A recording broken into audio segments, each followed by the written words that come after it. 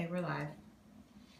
Hey guys, what's up? Pete with Pete's Paleo here, and we're going to talk a little bit about my favorite thing in the whole world, which is cast iron.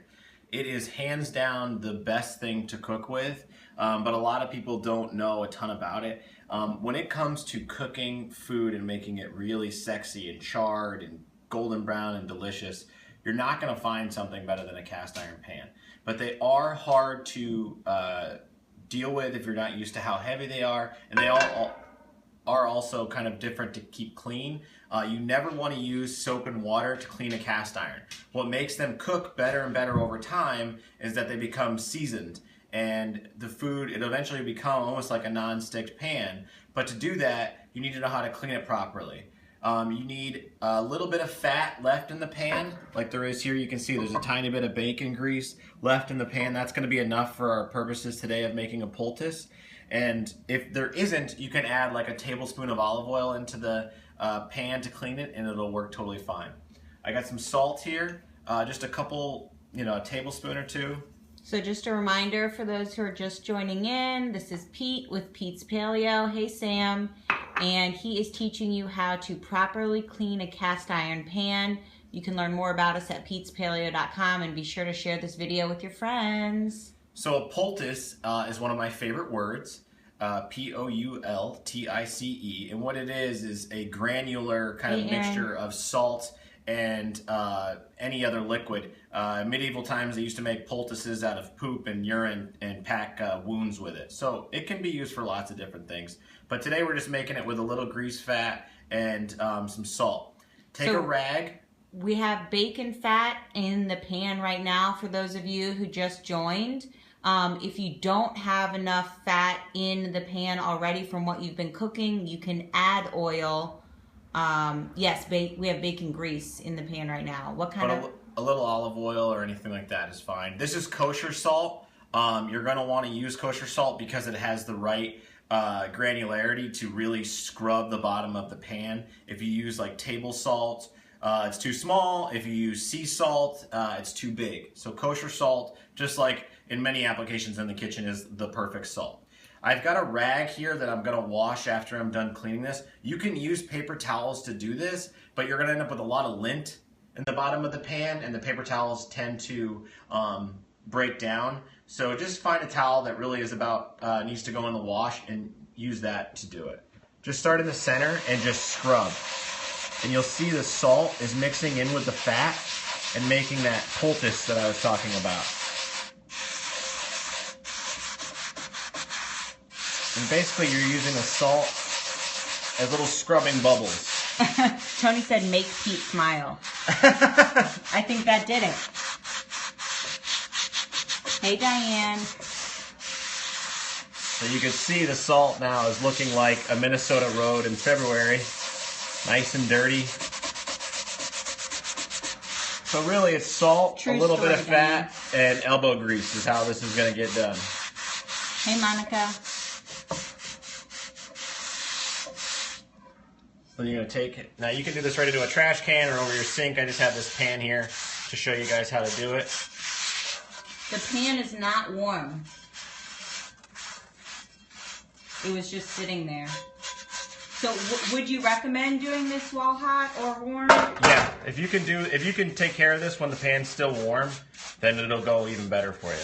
But not hot. We're not trying to burn ourselves here. Yeah, don't burn yourself. Just let it sit for a few minutes. So there you can see you have got a clean bottom of the pan. Now it's not perfect. It's not down back to the iron. But again, that's the whole point. You want to leave the cast iron seasoned. You want to slowly build up that layer of seasoning on the bottom so it becomes more and more non-stick as you go along. Now, if you have a lot of cast iron pans, the best way to store them, once you finish wiping this out, you want to take a tiny bit of oil and just rub all the inside of the pan with the oil, and then you put a piece of wax paper on top of that, and then you can stack another cast iron and then oil, wax paper. Don't ever store your cast irons in a closet or anything like that if you haven't wiped it down with oil first, because you're going to pull it out and it's going to be all rusted, all oxidized, and you'll have to use soap and water to wash all that off, and you'll be starting over again. So I think that just answered your question about rust and soap and water. And someone just mentioned that we made bacon salt, which is kind of hilarious. Yeah, we were asked that this week. Someone asked about bacon salt. We don't make that. No, just with what you use to clean it. Yeah. Somebody's asking if we ever wash it with water and soap, your cast iron.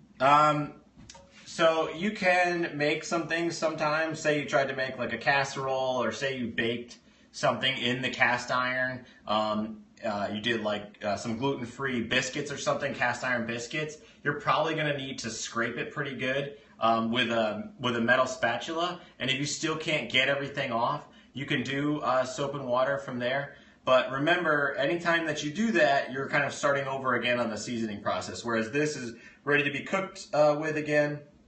It's still nonstick, still seasoned, still beautiful, and ready to go. Don't be super freaked out if you see like it's not completely perfectly clean. Remember, the next time you use this, you're going to be heating it. You're going to heat it up to a few hundred degrees. Anything that's left will kind of cook off and burn off before you add anything to the pan. But that's what you're looking at, a seasoned, clean cast iron pan. Okay, so someone's asking about cooking red sauce in the cast iron, and also they're saying that when they put their pan in the oven, it smells and smokes. So if it smells and smokes, to answer the first question, you're gonna want to clean it a lot better. And what's smoking is the bottom of the pan. If the bottom of the pan, like you could see, this pan right here has a lot of grease and stuff on it. So if I put that in the oven, it is going to start to smoke. So you always want the outside of the pan, the bottom of the pan, you can clean that with soap and water. Because especially if you're putting it in the oven a lot of times, it will smoke up and burn on you. As far as red sauces are something I wouldn't cook in a cast iron. The amount of acid in the tomatoes will eventually eat through your seasoning, and it's not going to make the pan rust right away, but it'll make it much more susceptible to rust after you're done using it. Does anybody else have any questions for Pete on cleaning a cast iron pan or anything else? Best type of oil to use to rub it down with? I like to just use olive oil. We'll give a shout out to our bud Tony with Casandrinos olive oil, although I don't know if I'd waste it on that just because I want to drink every single drop of it. But you don't want to use any oil that you wouldn't cook with, because that oil is going to be left in there. So you wouldn't use peanut oil, you wouldn't use vegetable oil. Yes, I understand that it's cheaper, but that vegetable oil or peanut oil is still going to be on the pan the next time that you go to cook. And it can oxidize, and then you'll be ingesting that vegetable oil, which isn't good for you. So spare the pennies on a little bit of salt and a little bit of olive oil to do this right. You'll probably make it up on the soap that you're not using. But it'll make the cast iron last a lot longer. This is a $19 pan that has been in my family for 2 generations, and it'll go to Lois as soon as she's able to pick it up. Tony's asking if you can use butter.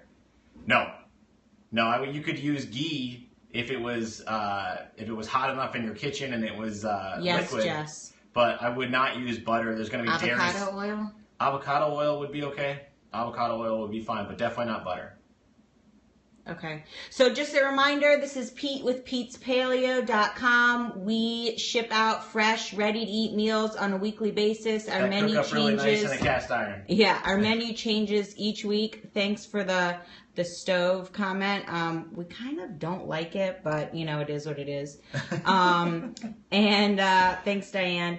If you guys have any questions, just shoot us an email at info@Pete'sPaleo.com, and we'll catch you next time on Periscope. Bye, guys.